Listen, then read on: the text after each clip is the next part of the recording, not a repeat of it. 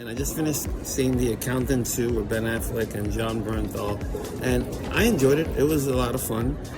The camaraderie between Ben Affleck and John Bernthal as they play brothers in the movie, that was fun. All the jokes didn't always land with me, but their chemistry was really good, and the action was great. Like, this one definitely had a lot more action than the first one, which went for more longer periods where there was like kind of nothing happening.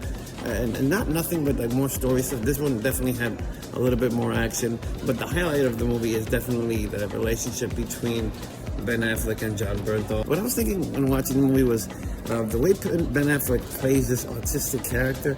He does it so well, you know, in terms of the way he talks and his mannerisms and stuff like that, compared to like the kind of action dude bro that he plays in other movies where he's like yelling and get in here and this and that. He plays it very kind of sublime and very kind of quiet. So I really did enjoy that.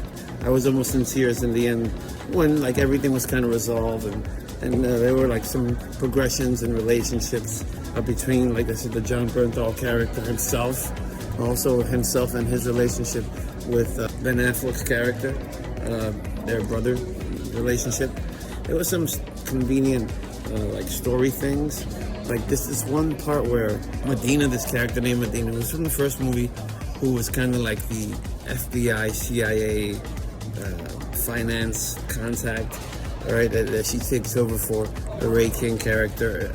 Like there was this one scene when she needed information about this female character that she said something about the institute where Ben Affleck, where he came from as a kid, like the institute that helped him kind of, you know, work with his autism. And that's where he has his contacts that basically is this tech team to give him information on what's happening and like kind of new jobs and all this stuff. And we met this character in the beginning of the first movie, and they play and that's another thing I did like, that the tech team, like this basically this, I don't think that they're all autistic. I think they have different kinds of issues, but that this team of this woman that he grew up with and these kids, like it showed a lot more of them, and I was okay with that, so I did enjoy that as well.